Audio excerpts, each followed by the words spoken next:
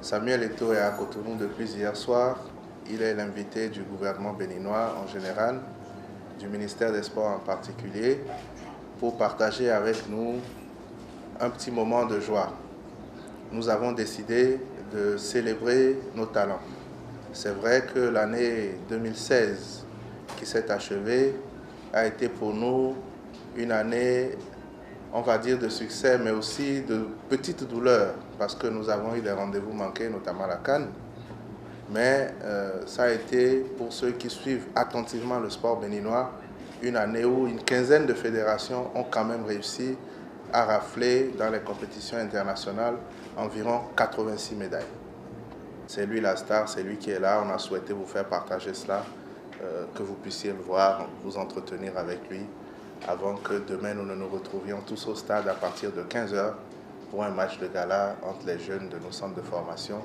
Et je vous prie de dire aux Béninois que l'entrée au stade est libre et gratuite. Beaucoup de gens veulent le voir, c'est vrai, mais nous ne pouvons pas non plus le déposer comme ça. Nous avons le devoir de le protéger pendant qu'il est là. Et ceux qui souhaitent le voir sont vraiment invités à se rendre demain au stade de l'Amitié Mathieu Kérékou à 15 h. Donc voilà ce que je voudrais dire. Par l'expérience que nous avons reçue dans les stades de football, parce que dites-vous que le football c'est une école de la vie. Il faut bien qu'on donne toute cette expérience-là à nos jeunes frères. Et ça c'est normal. C'est ce que nous devions faire depuis des années. C'est normal. Et de l'autre côté, il faut que vous sachiez qu'il y a des difficultés partout. Mais la bonne nouvelle, c'est que votre gouvernement, votre ministre, ont réussi à mettre des gens qui étaient divisés depuis un certain temps et qui nous empêchaient de jouer au football. Bientôt, ce championnat va reprendre et c'est ce que vous devez encourager. Vous ne devez pas laisser des gens être divisés et nous empêcher de vivre des moments exceptionnels.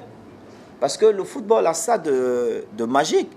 C'est qu'on perde ou qu'on gagne, qu'on fasse match nul, à la fin du match, on se serre la main. Et comment est-il possible que nos dirigeants ne puissent pas avoir ce fair play? Et vous, vous êtes les garants de ça.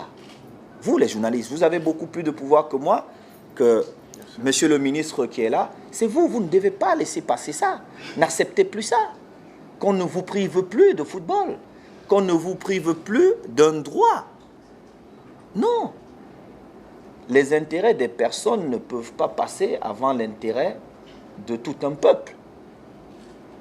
Parce que quand le Bénin joue, je m'imagine que la vie s'arrête ici.